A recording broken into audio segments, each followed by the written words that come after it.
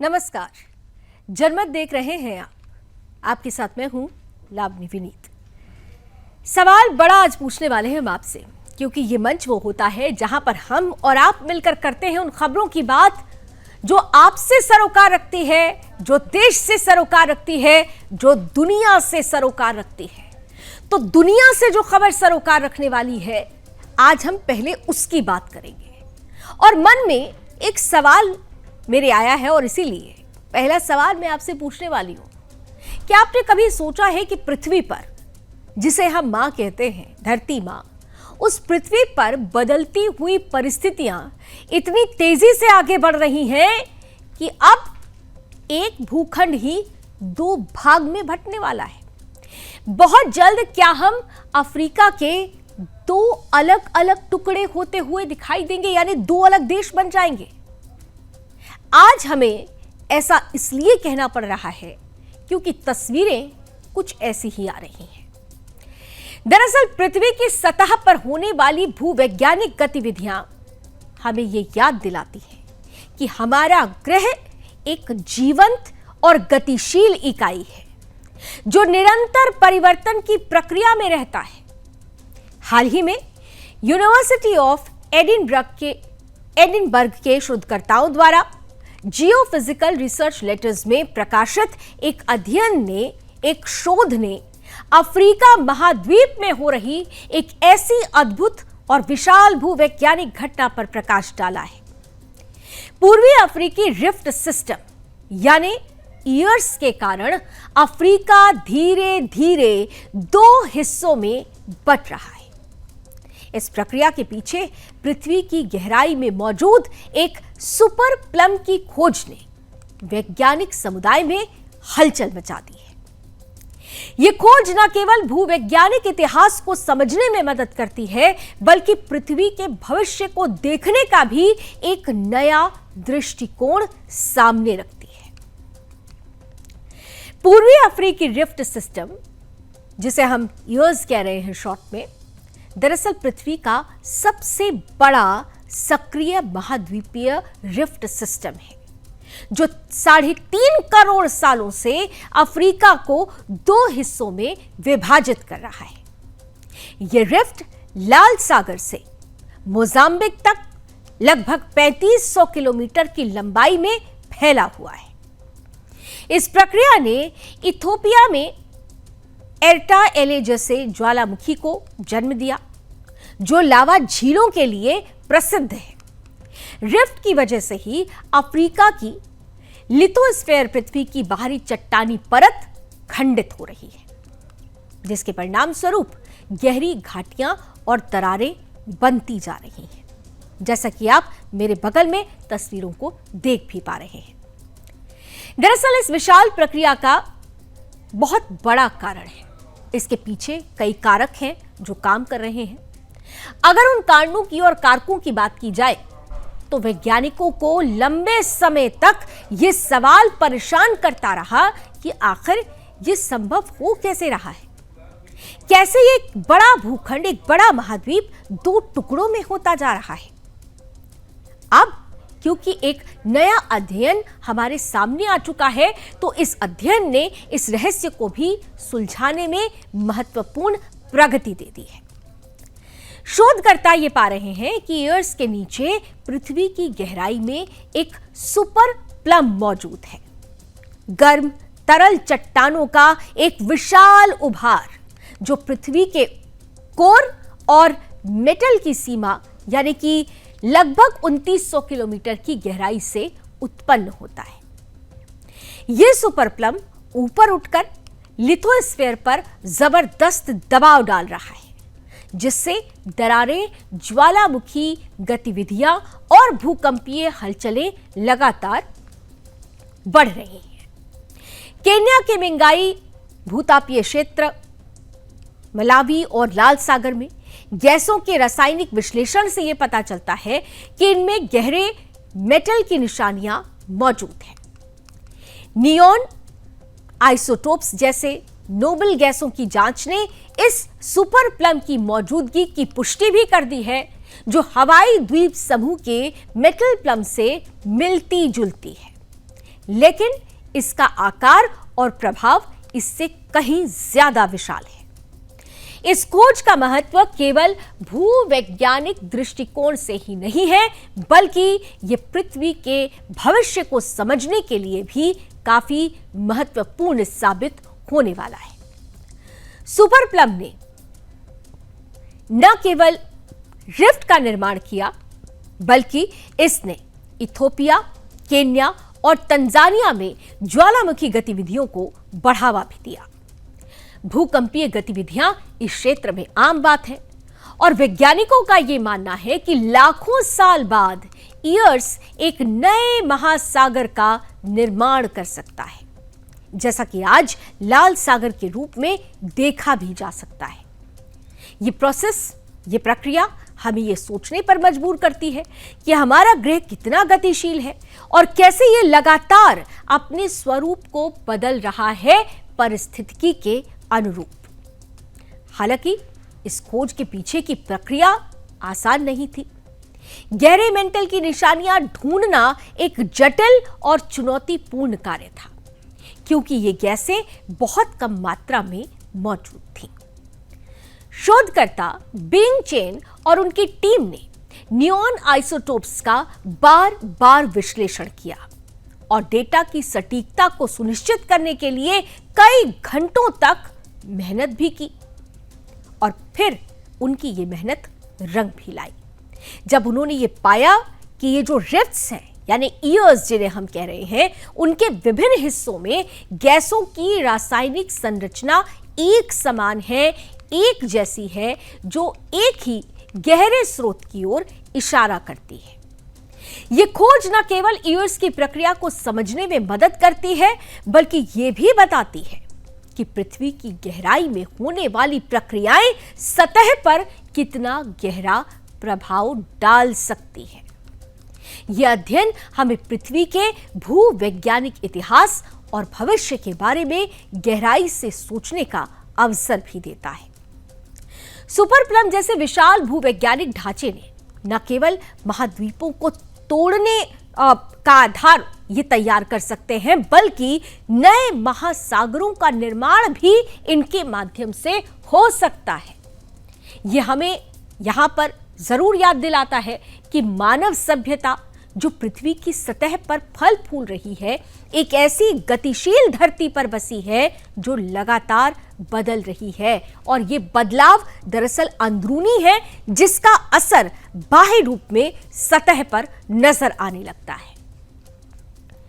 भविष्य में वैज्ञानिक इस सुपर प्लम की गहराई, आकार और प्रभाव को और बेहतर ढंग से समझने के लिए और डेटा एकत्रित करेंगे। ये अध्ययन, ये शोध न केवल भूविज्ञान के क्षेत्र में एक मील का पत्थर है, बल्कि ये हमें हमारे ग्रह की जटिलता और सुंदरता की एक नई झलक भी देता है। यानी जो तस्वीरें अब हमारे सामने आ रही हैं, अगर इन तस्वीरों पर गौर किया जाए तो बहुत जल्द जिस तरीके की परिस्थिति पृथ्वी के अंदर यानी पाताल लोक में बन रही है, उसका ही बड़ा असर यह होगा कि अफ्रीका दो हिस्सों में जो बट रहा है, उसकी तस्वीर बहुत जल्द हमारे बीच आएगी, क्योंकि जमीन में ही 3500 किलोमीटर की लंबी दरार सामने आ गई है। प्रकृति का यह बदलाव कितना महत्वपूर्ण होगा और किस तरह से हमारे सामने आएगा, इसके लिए अभी हमें कुछ और शोध करने की जरूरत है। इसके बाद के जो परिणाम होंगे वो प्रकृति की बदलते स्वरूप के तरफ हमें पूरी तरह से स्पष्टता के साथ संदेश और संकेत देते हुए नजर आएंगे। बात संदेश की हो रही है तो अमेरिकी राष्ट्रपति की अब बात करेंगे, डोनाल्ड ट्रंप की बात करेंगे, जिन्होंने 12 देशों को एक और संदेश दे दिया है। अब वो संदेश क्या है?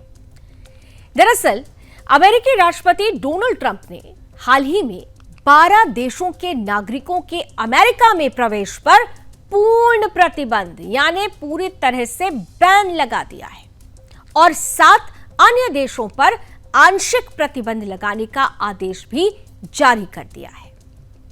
यह कदम बहुत महत्वपूर्ण संदेश देता है यह कदम 9 जून 2025 से लागू हो जाएगा। ट्रंप का यह दावा है कि यह निर्णय दरअसल अमेरिका की राष्ट्रीय सुरक्षा को मजबूत करने और आतंकवादी हमलों से नागरिकों की जान की रक्षा के लिए बेहद जरूरी है। इस नीति ने एक बार फिर से वैश्विक स्तर पर चर्चा और विवाद को जन्म दिया है, खासकर इसलिए भी क्योंकि इसमें कई मुस्लिम देश ऐसे देश हैं जो मुस्लिम बहुल देश हैं, जिन पर अमेरिकी शासन ने, अमेरिकी सरकार ने पूरी तरह से प्रतिबंध लगा दिया है। ट्रंप के अनुसार यह प्रतिबंध उन देशों पर केंद्रित है जहां से आने वाले लोगों की पृष्ठभूमि की जांच करना मुश्किल है, या जिन देशों को सरकारें अमेरिका के साथ जानकारी साझा करने में सहयोग नहीं करती हैं। पूर्ण प्रतिबंध का मतलब होता है कि इन 12 देशों के नागरिकों को टूरिस्ट, स्टूडेंट, वर्क या इमिग्रेंट वीजा के जरिए अमेरिका में प्रवेश की अनुमति नहीं होगी। यानी पूरी तरह से ना तो टूरिस्ट वीजा मिलेगा, ना इमिग्रेशन के लिए इमिग्रेंट वीजा मिलेगा, और ना ही पढ़ाई के लिए स्टूडेंट वीजा अमेरिका की तरफ से इन्हें मिलेगा। यह 12 देशों पर लागू होता है। लेकिन अगर 7 देशों की बात करें, जो अन्य 7 देश हैं जिन पर आंशिक प्रतिबंध लगा हुआ है, उन्हें कुछ खास तरीके के वीजा जैसे इमिग्रेंट वीजा पर रोक होगी, लेकिन टूरिस्ट या स्टूडेंट वीजा मिल सकता है। यानी काम नहीं कर सकते यहां पर, लेकिन घूमने के लिए ये जो देश है, 7 अन्य देश, वो घूमने के लिए या पढ़ाई के लिए इन देशों के लोगों को अमेरिका में जाने की अनुमति होगी। ट्रंप ने जोर देकर कहा है कि यह कदम उन विदेशी नागरिकों को रोकने के लिए है जो आतंकवादी गतिविधियों, राष्ट्रीय सुरक्षा को नुकसान या इमिग्रेशन कानून का दुरुपयोग कर सकते हैं। इस नीति की तुलना ट्रंप के पहले कार्यकाल, जो कि 2017 से 2021 तक का कार्यकाल था, उस कार्यकाल में लागू किए गए विवादास्पद मुस्लिम बैन से की जा रही है। जनवरी 2017 में लागू उस प्रतिबंध में 7 मुस्लिम बहुल देशों, जिनमें Iran, Iraq, Libya, Somalia, Sudan, Syria और यमन पर पूर्ण यात्रा प्रतिबंध लगा दिया गया था। बाद में इस सूची में बदलाव हुए, जिसमें से इराक और सूडान को हटा दिया गया, जबकि नॉर्थ कोरिया और चैड जैसे, इसके साथ ही साथ वेनेजुएला जैसे देशों को जोड़ दिया गया था। इन बदलावों के पीछे एक उद्देश्य छिपा था। उद्देश्य प्रतिबंध को धार्मिक भेदभाव के आरोपों से बचाना था। ट्रंप ने तब भी और अब भी इस नीति को आतंकवाद के खिलाफ जरूरी कदम करार दिया था। नए प्रतिबंधों के तहत वीजा जारी करने की प्रक्रिया में कड़ी जांच पर जोर दिया गया। ट्रंप ने कहा कि इमिग्रेंट वीजा धारक स्थायी निवासी बन सकते हैं, इसलिए उनकी जांच गहनता से होनी चाहिए। और ये इसलिए होने लगा था क्योंकि ज्यादातर जो इस्लामिक कंट्रीज है, वहां से अमेरिका पहुंच रहे थे लोग, और ट्रंप ने पहले ही कह दिया था कि उनकी जो पॉलिसी है वो अमेरिका फर्स्ट की पॉलिसी है, अमेरिकन फर्स्ट की पॉलिसी है। और ये जो तमाम लोग थे, सीधे तौर पर जिस तरह से अमेरिका का गजवाई अमेरिका हो रहे की जो कोशिश थी, उसे रोकने की दिशा में एक महत्वपूर्ण कदम माना जा रहा था। और इस बार भी इसे ही नजरिए से इस निर्णय को देखा जा रहा है। नॉन इमिग्रेंट वीजा की अगर बात करें, तो जैसे कि टूरिस्ट या स्टूडेंट वीजा की मैंने बात की, तो इसकी जांच अपेक्षाकृत कम कठिन होती है, जिसके चलते जोखिम बढ़ जाता है। जिन देशों में पहचान और सूचना साझा करने की व्यवस्था कमजोर है, वहां से आने वालों पर प्रतिबंध को ट्रंप ने अनिवार्य भी बताया हुआ है। हालांकि इस नीति की आलोचना भी शुरू हो गई है। कई लोग इसे मुस्लिम विरोधी और भेदभावपूर्ण करार दे रहे हैं।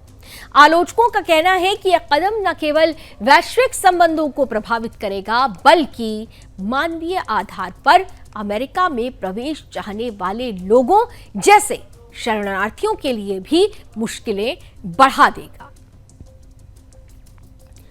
दूसरी ओर ट्रंप समर्थक इसे राष्ट्रीय सुरक्षा के लिए जरूरी कदम मानते हैं।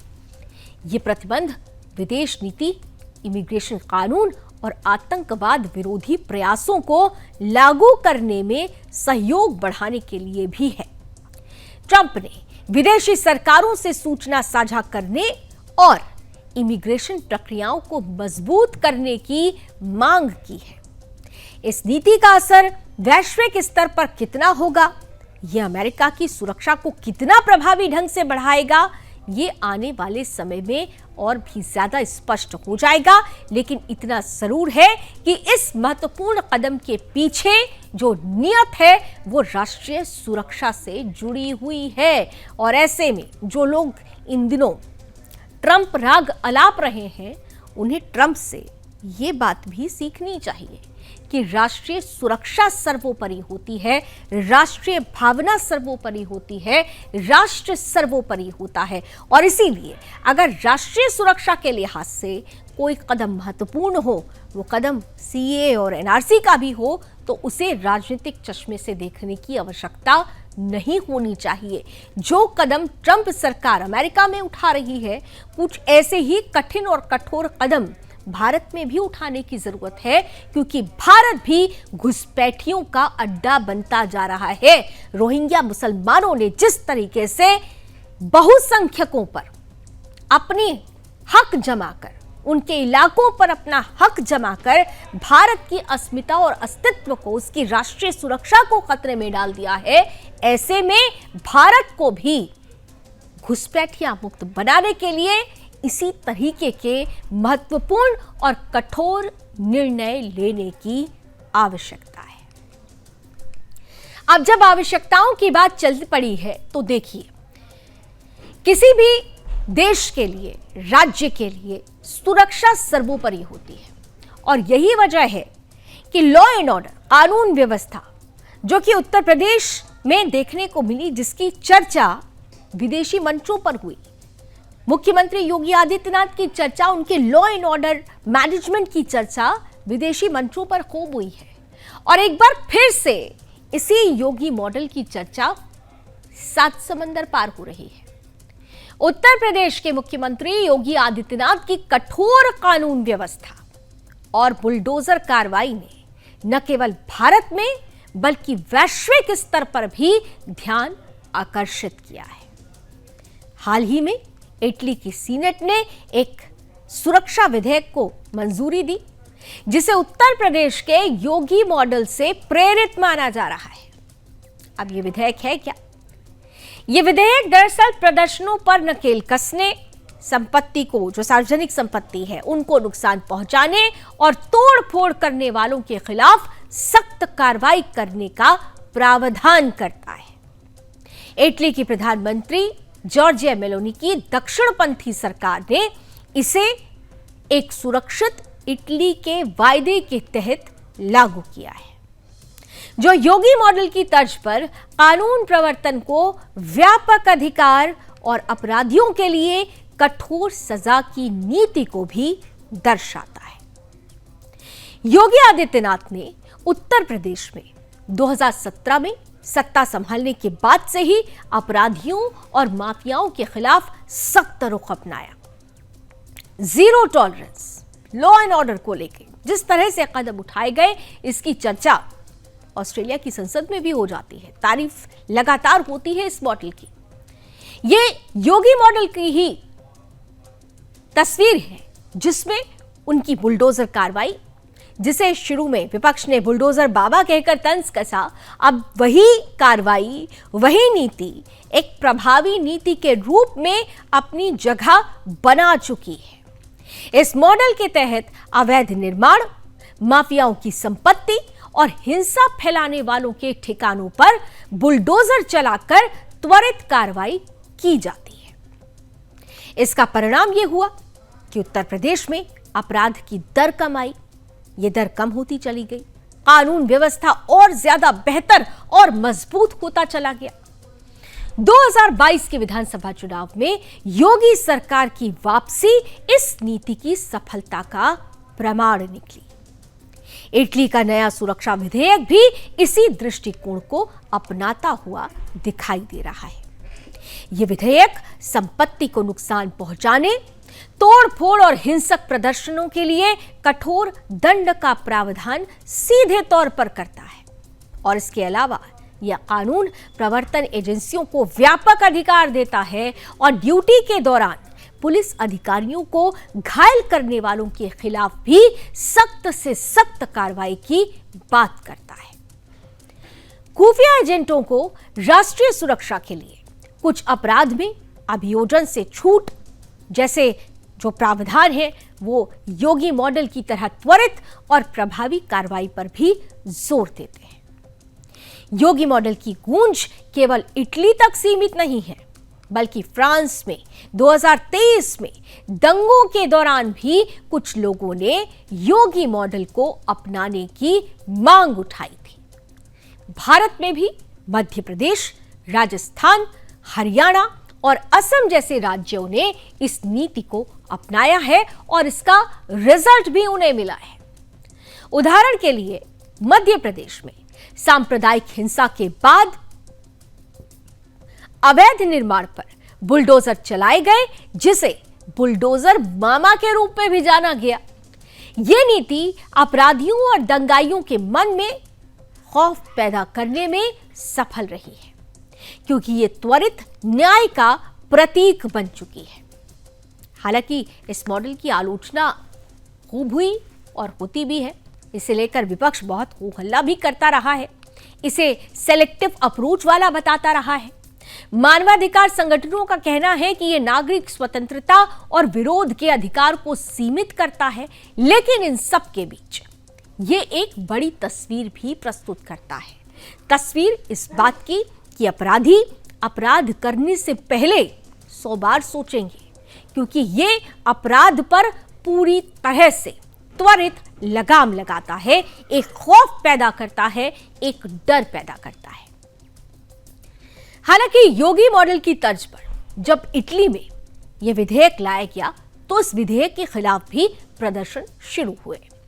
संगठनों ने इसे असहमति को दबाने वाला हथियार बता दिया। भारत में सुप्रीम कोर्ट ने बुलडोजर कार्रवाई पर सवाल उठाते हुए दिशा निर्देश जारी किए, जिसमें बिना कानूनी प्रक्रिया के कार्रवाई को गलत ठहराया गया।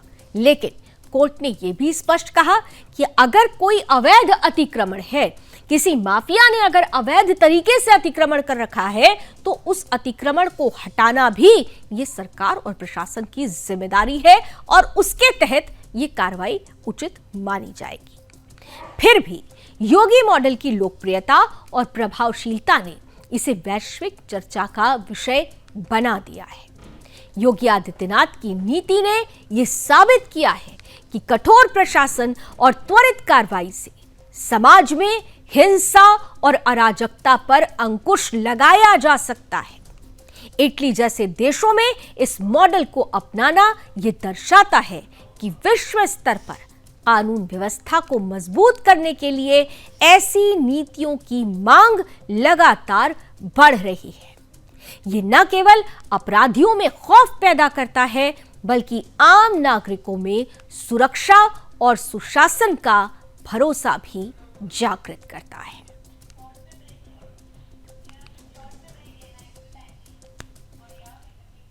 बात अब उस खबर की कर रहे हैं जिसने कई सवाल खड़े कर दिए हैं। सवाल इस बात का कि जश्न मनाने का अधिकार तो होना चाहिए, लेकिन जश्न के पीछे जो सुरक्षा का कवच होता है, क्या जनता को उस कवच को प्राप्त करने का अधिकार नहीं है?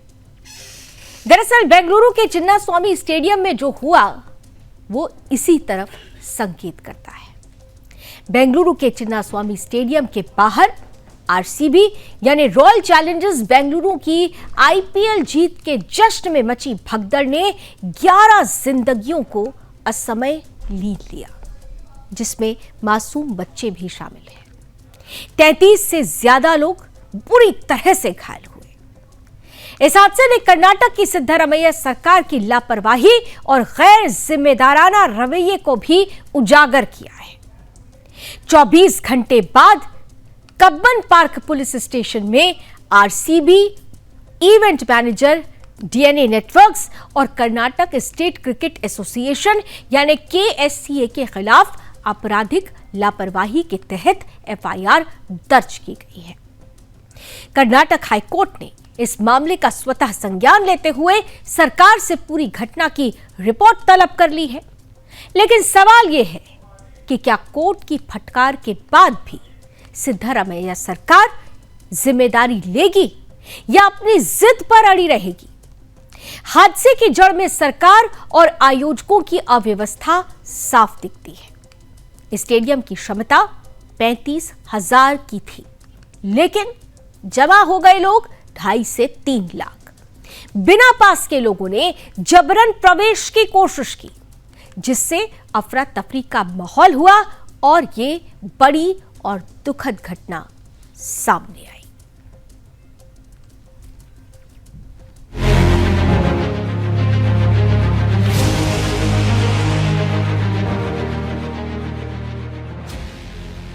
चिन्नास्वामी स्टेडियम के बाहर हुए मौत के भयंकर तांडव और जश्न को मातम में बदलने वाली भगदड़ के बीच पुष्पाराज सुर्खियों में है।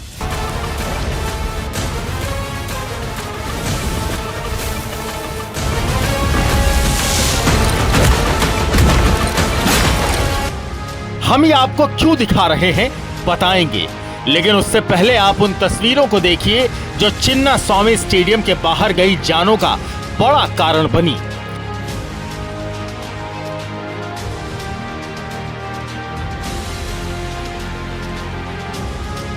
पूरे 18 साल बाद आरसीबी ने अपना पहला आईपीएल टाइटल जीता और बीते मंगलवार को फाइनल में पंजाब किंग्स को 6 रन से हराकर विराट कोहली एंड कंपनी 18वें सीजन की चैंपियन बनी, जिसकी खुशी में होम ग्राउंड यानी चिन्नास्वामी स्टेडियम में आरसीबी का विक्ट्री परेड ऑर्गेनाइज करवाया गया, जहां अपने चहेते खिलाड़ियों को देखने भीड़ उमड़ पड़ी और देखते ही देखते वहां मचे भगदड़ ने जश्न को मातम में बदल दिया।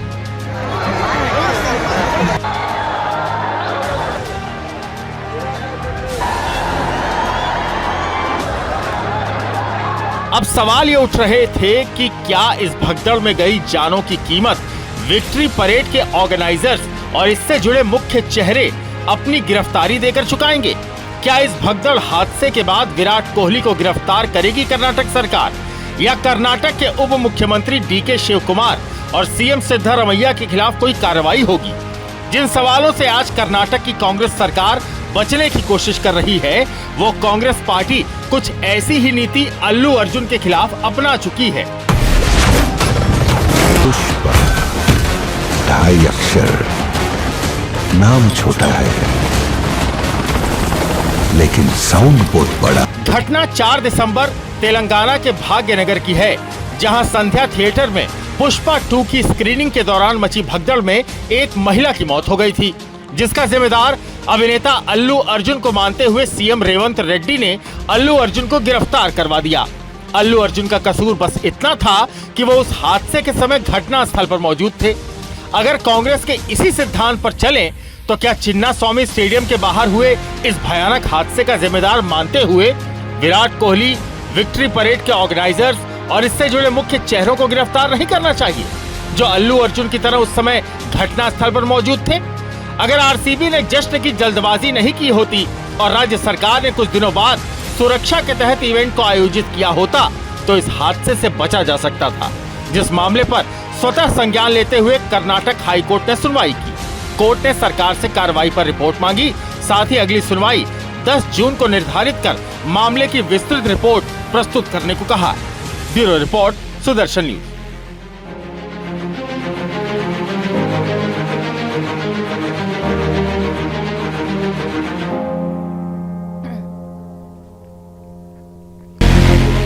हालांकि सुदर्शन न्यूज इन सबके बीच एक बड़ा सवाल और पूछता है कि क्या ये सिर्फ लापरवाही की वजह से हुआ एक हादसा था या इसके पीछे कोई आतंकवादी साजिश भी है?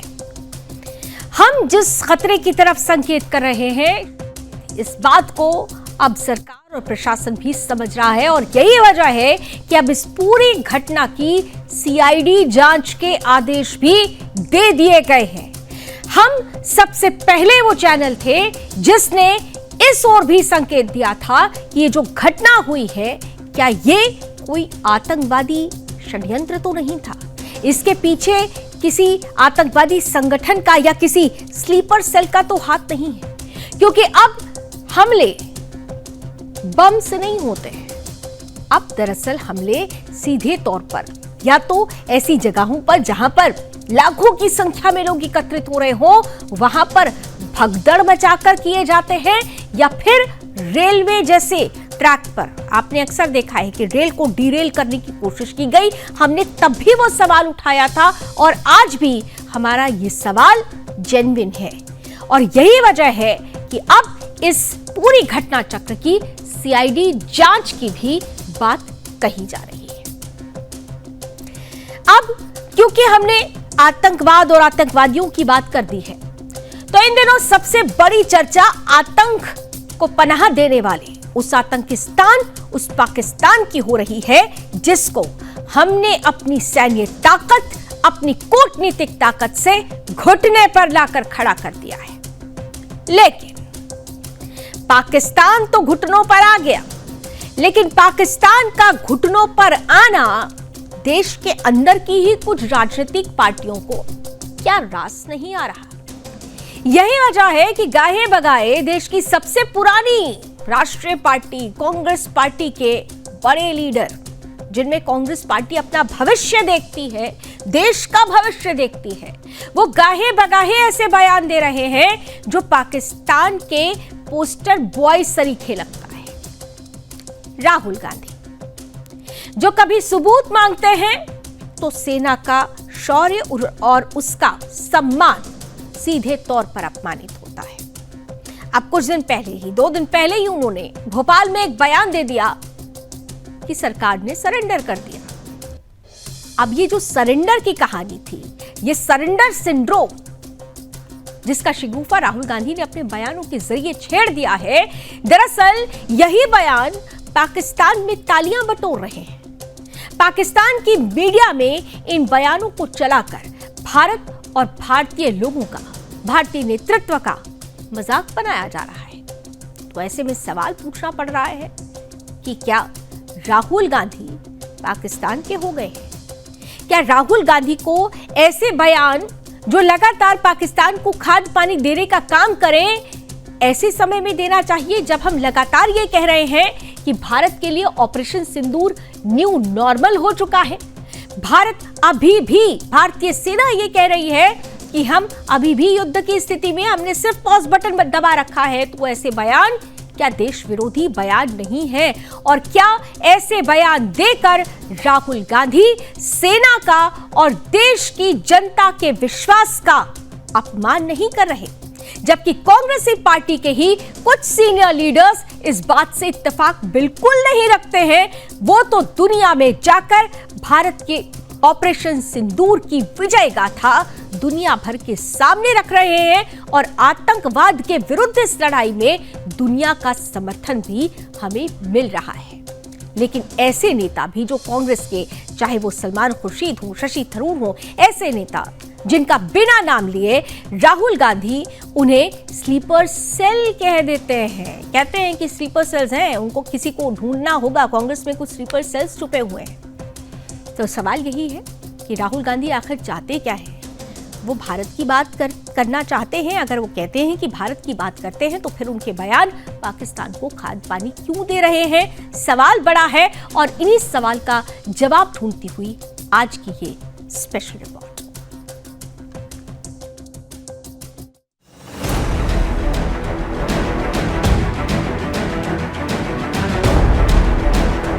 क्या राहुल गांधी का दिल अब भारत नहीं पाकिस्तान के लिए धड़कता है? क्या कांग्रेस के शहजादे को भारत की सेना का शौर्य नहीं बल्कि पाकिस्तान की तालियां ज्यादा प्यारी लगती हैं? जिसे होना चाहिए था भारत की आवाज, वो बन गया पाकिस्तान का पोस्टर बॉय। जिसे करनी चाहिए थी भारत की राजनीति, वो निभा रहा है सरेंडर पॉलिटिक्स का रोल। और भारतीय ऑपोजिशन जमात कांग्रेस के रहनुमा राहुल गांधी ने नरेंद्र मोदी का नाम सरेंडर मोदी रख दिया। कहा अमेरिकी सदर ने एक इशारा किया तो मोदी ने कहा जी हुजूर, क्योंकि उन्हें सरेंडर वाली चिट्ठी लिखने की आदत है। जी हां, राहुल गांधी एक बार फिर पाकिस्तान के न्यूज रूम में छाए हुए हैं। पाकिस्तान के हेडलाइन में और डिबेट्स में राहुल गांधी खूब सुर्खियां बटोर रहे हैं, जिसकी वजह है भारत के खिलाफ दिया गया उनका एक और शर्मनाक बयान। साथ ही कांग्रेस सदर ट्रंप के सीज फायर के दावों और वजीर आजम मोदी की खामोशी पर तनकीद तो कर ही रही थी, मगर अब मजाक भी उड़ा रही है। कांग्रेस ने ऑफिशियल एक्स हैंडल से एक तस्वीर शेयर की है जिसमें ट्रंप फोन पर बात करते हुए कह रहे हैं नरेंद्र सरेंडर, तो वजीर आजम मोदी जवाब देते हैं जी हुजूर। और यही बात करते हुए कांग्रेस रहनुमा और भारतीय अपोजिशन लीडर राहुल गांधी भी वजीर आजम मोदी का मजाक उड़ा रहे हैं। बीजेपी आरएसएस वालों को अब मैं अच्छी तरह जानता हूं, इन पर थोड़ा सा दबाव डालो, थोड़ा सा धक्का मारो, डर के भाग जाते हैं ये लोग। तो यही नहीं, भारतीय ऑपोजिशन ये सवाल भी उठा रही है कि अगर सीज फायर ट्रंप के कहने पर नहीं बल्कि पाकिस्तान की दरख्वास्त पर किया गया था, तो इसका मतलब है कि भारत जीत रहा था, तो फिर क्यों हमने जंग रोकी, जंग जारी रहने देते। मगर अगर पाकिस्तान सीज फायर की दरख्वास्त नहीं कर रहा था तो भारतीय हुकूमत का दावा गलत। सीज फायर यानी सरेंडर, ये शब्द राहुल गांधी ने भोपाल में कहे और पाकिस्तान की मीडिया में जश्न छिड़ गया। जिस पाकिस्तान के लिए सरेंडर शब्द एक जीत जैसा है, वही पाकिस्तान अब राहुल गांधी को अपना नेता समझ बैठा है। जो काम पाकिस्तान के प्रधानमंत्री नहीं कर पाए, वो राहुल गांधी अपने भाषणों से कर रहे हैं। भारतीय सेना का मनोबल गिराना और मोदी सरकार को कटघरे में खड़ा करना। उधर से ट्रंप ने एक इशारा किया, फोन उठाया, कहा मोदी जी क्या कर रहे हो?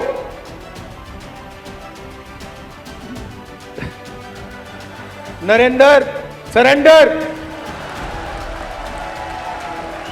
और जी हजूर करके नरेंद्र मोदी जी ने ट्रंप के इशारे का पालन किया। लेकिन राहुल के इस सरेंडर सिंड्रोम से खुद उनकी ही पार्टी सहमत नहीं दिखती। शशि थरूर जैसे वरिष्ठ नेता भी राहुल के बयान से किनारा करते नजर आए और साफ साफ कह दिया, हमने कभी किसी से मध्यस्थता की मांग नहीं की। India has been firm enough in its response to the constant mediation claim by the US president. It's a question that your own party continues to ask back home. Just yesterday, the leader of your party, Rahul Gandhi, said Modi surrendered to President Trump. Sorry, what was the last one there? That Modi surrendered to President Trump. Look, all I can say is that we have enormous respect for the American presidency and the American president.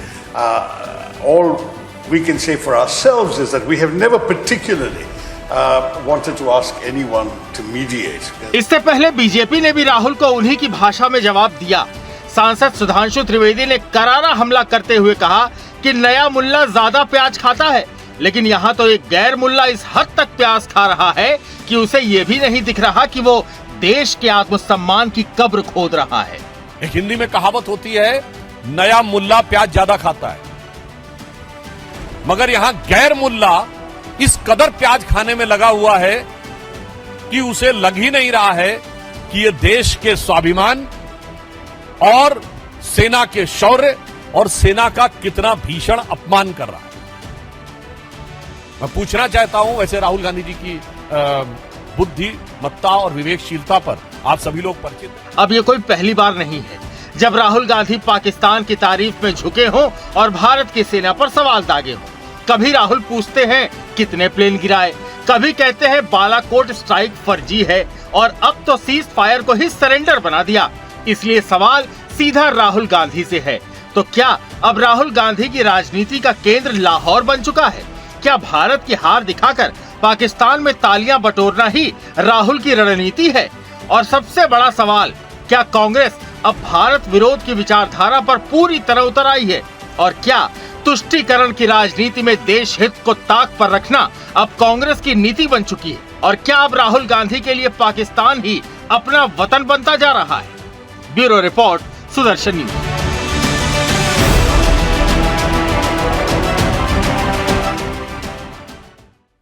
तो ये राहुल गांधी को सोचना होगा कि मोदी विरोध करते करते अगर वो देश विरोध कर रहे हैं तो ये उनकी लापरवाही है, उनकी नासमझी है, या फिर कांग्रेस के आने वाले समय की यही राहुल रणनीति है। आकलन जरूरी है। अब क्योंकि हम कार्यक्रम के आखिरी पड़ाव पर आ चुके हैं और हमेशा की तरह वक्त गुड न्यूज, अच्छी तस्वीर, गुड पिक्चर का है, तो आज गंगा दशहरे का दिन है और ऐसे में बहुत खूबसूरत तस्वीर थाईलैंड से आई। थाईलैंड की राजधानी बैंकॉक में महागंगा आरती का भव्य आयोजन सनातन धर्म की वैश्विक चमक का प्रतीक बन गया। इस ऐतिहासिक समारोह में हजारों भारतीय हिंदुओं के साथ थाईलैंड के प्रधानमंत्री उनकी भी उपस्थिति रही, शिनावात्रा जो वहां के प्रधानमंत्री हैं। इसके अलावा कई वरिष्ठ पदाधिकारियों ने भी इसमें हिस्सा लिया। यह आयोजन न केवल भारत थाईलैंड के सांस्कृतिक रिश्तों को मजबूत करता है, बल्कि सनातन संस्कृति के सार्वभौमिक मूल्यों, शांति, एकता और आध्यात्मिकता को विश्व पटल पर स्थापित भी करता है। गंगा आरती की पवित्र लौ और मंत्रोच्चार ने बैंकॉक की सांस्कृतिक नगरी को आलोकित कर दिया, जिसमें थाई और भारतीय भक्तों ने न एक साथ न केवल गंगा मां की स्तुति की, बल्कि ये दृश्य सनातन धर्म की उदारता और समावेशिता का जीवंत प्रमाण भी बन गया। थाईलैंड जो रामायण और बौद्ध धर्म के माध्यम से भारत से गहरा जुड़ाव रखता है, इस आयोजन ने दोनों देशों के बीच सांस्कृतिक सेतु को और ज्यादा सशक्त बना दिया। प्रधानमंत्री की उपस्थिति ने सनातन संस्कृति के प्रति थाईलैंड सरकार के सम्मान को रेखांकित किया। यह समारोह विश्व को संदेश देता है कि सनातन धर्म की आध्यात्मिकता शांति सीमाओं को पार कर विश्व में शांति और सद्भाव का संदेश फैलाती है। इन्हीं खूबसूरत तस्वीरों के साथ जनमत में आज बस इतना ही। देश और दुनिया की तमाम खबरों के लिए आप जुड़े रहिए सुदर्शन न्यूज के साथ। जय हिंद।